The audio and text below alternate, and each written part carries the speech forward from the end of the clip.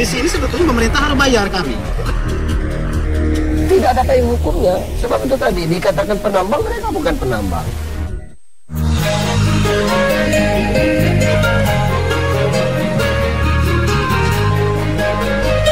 Inilah kota Bengkulu. Kota di daerah pesisir di Sumatera bagian selatan yang berhadapan langsung dengan Samudra Hindia. Kota dengan penduduk lebih dari 300.000 jiwa ini ternyata menyimpan cerita penuh warganya. Denyut nadi kehidupan nelayan nampak di sepanjang bibir pantai panjang. Namun ternyata tak semuanya masyarakat pesisir bergantung pada hasil laut.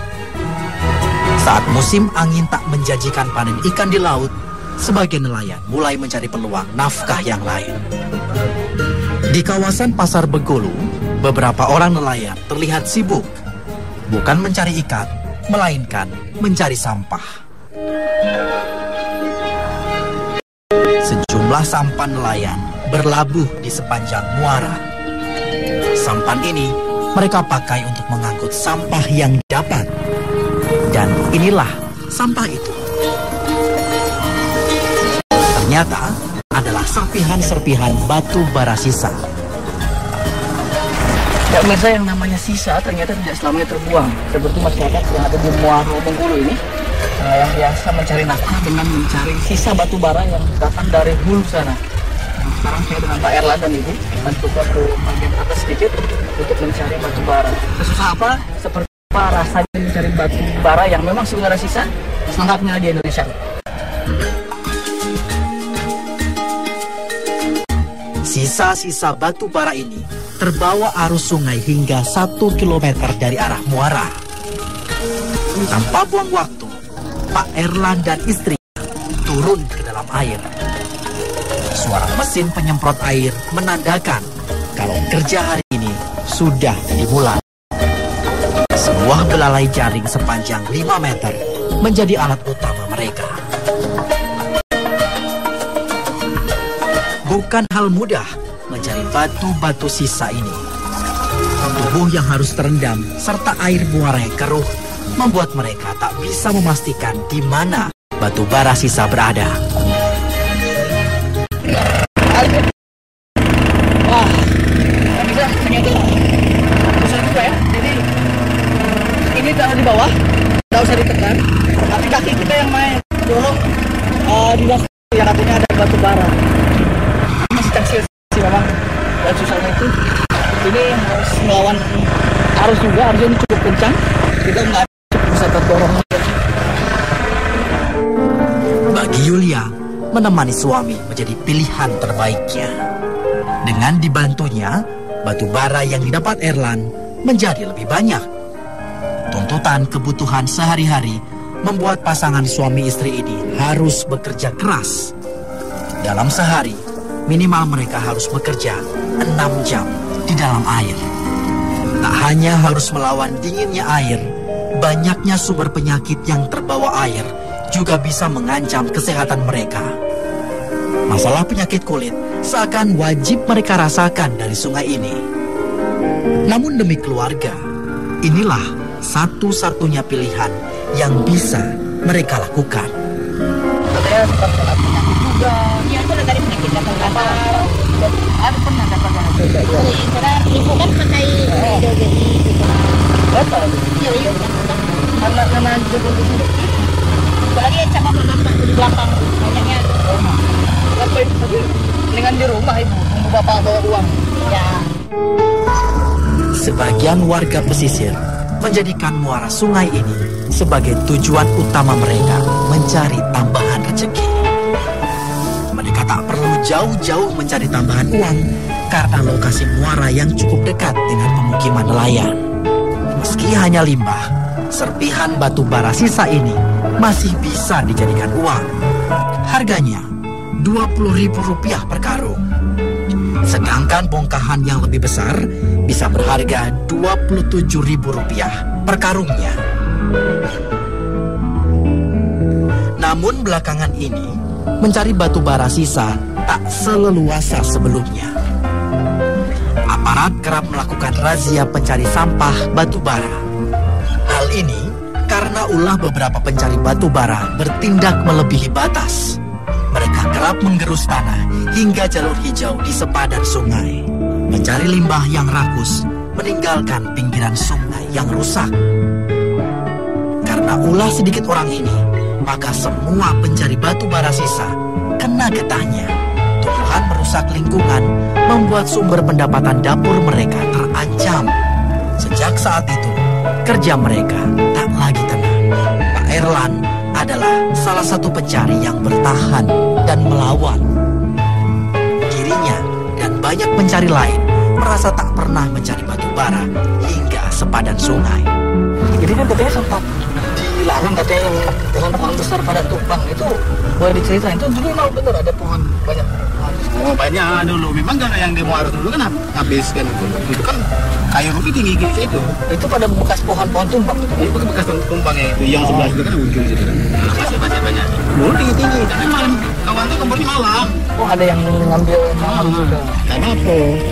Satu tempat batang dulu itu pernah sampai 5 sampan ini sini. Satu tempat Iya, pohon itu. Bawah pohon itu. Itu yang besar-besar. Yang besar-besar batunya. Yang besar-besar harga mahal. Harga mahal itu. Oh, terus itu akibat itu katanya sempat dilarang semua gitu. Dilarang semua dulu. Nah ini mah ada patok. Sepanjang-panjang ini ada patok. Oh. Berbatasan yang tidak boleh di mesin kan, pakai mesin. Oh. Keinginan Erlan dan yang lain sebenarnya sederhana. Mereka ingin bisa mencari batu bara dengan tenang. Bagi mereka, pantang merusak sungai. Justru dengan adanya mereka, sungai bisa terhindar dari pendangkalan karena batu limbah dan lumpur yang terus-menerus mengendap di muara. Di sini sebetulnya pemerintah harus bayar kami, bukan lagi istilahnya. Kenapa? Tidak dikeruk juga mungkin sahabat semanur kini. Oh, lumpurnya Lumpurnya makin tinggi, batu baranya tidak ambil. Berarti kan seolah-olah kita ngeruk kan? Lancar. mengurangi pendangkalan. Pendangkalan. Bukti Tanjung Jaya. Semenjak batu bara ini mengalir terus di sini, kapan banjir paling 1 malam kering. Kalau dulu seminggu. Kini, pemerintah telah mematok daerah sepadan sungai untuk tidak dikeruk. Pencari pun tak khawatir, karena mereka memang tak pernah mencari sampai batas patok. Selama tak ada pencari nakal, mereka tak akan terancam. Siapa sangka, dari mencari limbah batu bara, masa depan susah jadi jauh lebih cerah. Dari pekerjaan mengais limbah ini, nyatanya bisa membantu biaya sekolah hingga perguruan tinggi. Adalah Albis, guru olahraga Madrasah Ibtidaiyah yang ternyata juga memilih pekerjaan sampingan sebagai pencari limbah batu bara. Baginya, menjadi guru tak sekedar kewajiban, tapi juga sebuah pengabdian. Sudah 25 tahun, Albis mengabdikan ilmunya untuk murid-murid sekolah ini. Lepas tengah hari, seragam olahraga berganti dengan baju lusuh. Asal bisa melindunginya dari sengat matahari, bagi Albis sudah cukup. Di Muara Bengkulu inilah Pak Albis mencari rezeki keduanya. Inilah kantor keduanya setelah madrasah tempatnya mengajar. Dengan sisa tenaga setelah mengajar, Pak Albis bekerja cepat menggali batu bara. Semakin cepat mendapatkan batu bara, semakin cepat pula uang didapat untuk keluarga.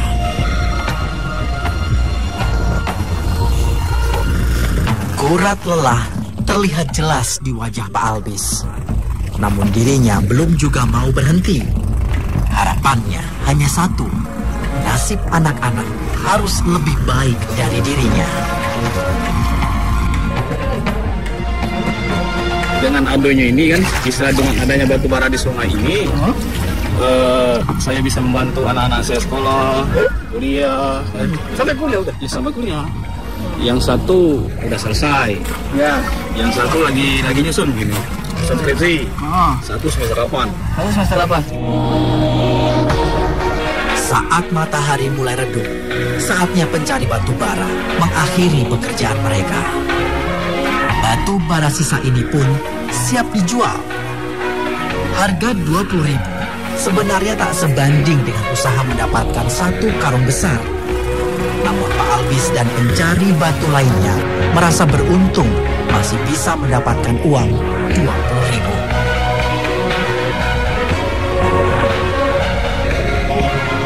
Bukan hanya di muara, pencari sampah batu bara bahkan sampai di tepi pantai Jakab. Tak sulit menemukan sampan dengan pencari yang sibuk berendam di sebelahnya. Inilah akhir perjalanan serpihan batu bara dari hulu yang diperkirakan berada di Bengkulu Tengah. Bahkan setelah sampai laut pun, nelayan masih bisa mengaisnya untuk dijadikan uang. Tak terbayangkan berapa banyak sisa batu bara yang terbawa arus. Bertonton serbuk emas hitam ini diangkat setiap hari, tak pernah habis, dan justru semakin banyak pasca banjir dan hujan deras. Tak ketinggalan dari mereka yang memakai sampan, 2 orang nenek ini setiap hari turut mengais batu bara di pantai. Hantaman ombak harus mereka rasakan demi rupiah yang mereka inginkan. Saya ikut mereka bekerja. Tak perlu sampan ataupun alat semprot. Cukup berjalan tepat ke bibir pantai. Hanya perlu menyiapkan tenaga serta jaring panjang yang lebih rapat. Mengais batu bara di pantai berbeda dengan di muara yang mengandalkan kaki.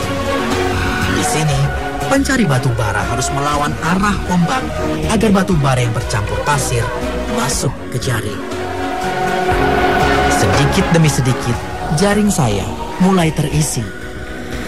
Pasir kehitaman terus masuk terbawa arus.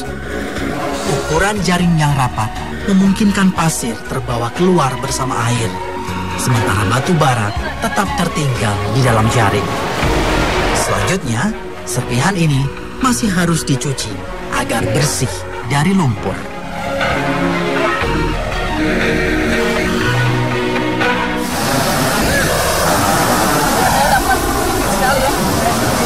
Bandingkan sama kita, ini yang satu teman itu pasang 2 kali dari saya.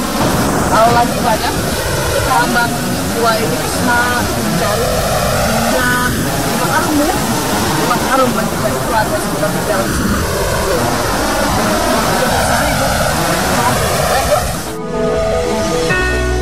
Tak ada yang mengatakan bahwa pekerjaan ini mudah.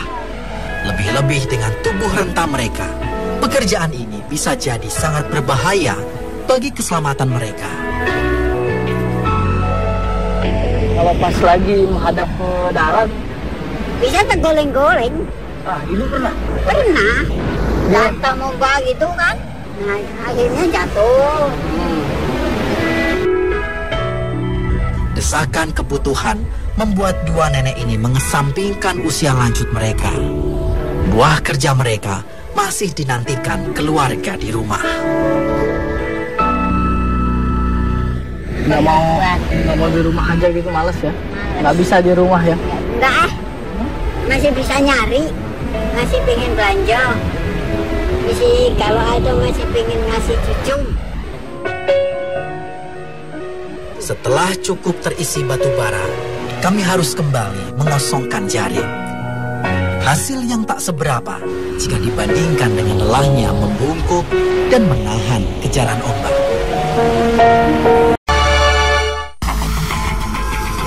Rasa penasaran membawa saya jauh ke Bengkulu Tengah.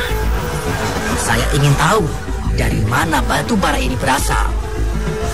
Akhirnya, saya sampai di desa Tebalagan. Banyak warga meyakini dari sinilah salah satu sumber batu bara di muara.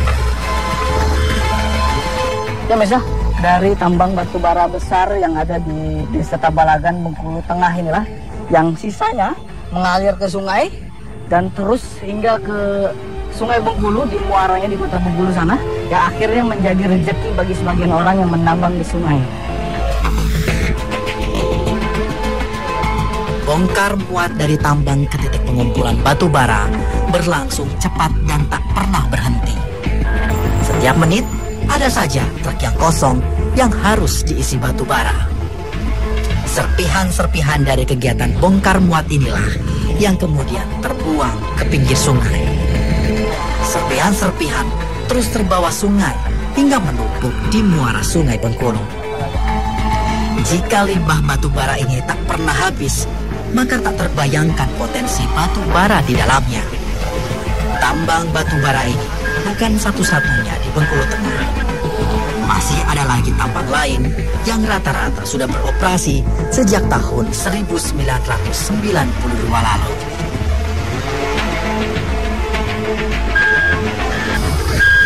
Kabupaten Bengkulu Tengah ternyata punya cadangan batu bara yang cukup besar. Ada 5 perusahaan tambang di sini dan menghasilkan 25.000 hingga 40.000 ton batu bara setiap bulannya.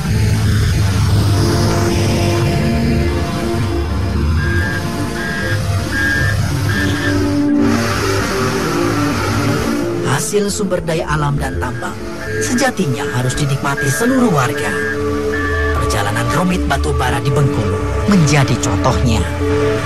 Emas hitam ini nyatanya tak hanya menjadi rezeki bagi penambang bermodal besar, namun juga warga kota yang terpinggirkan dari segi ekonomi. Warga pesisir di Muara masih bersyukur bisa menikmati rezeki batu bara, meskipun sebenarnya hanya sampah saja.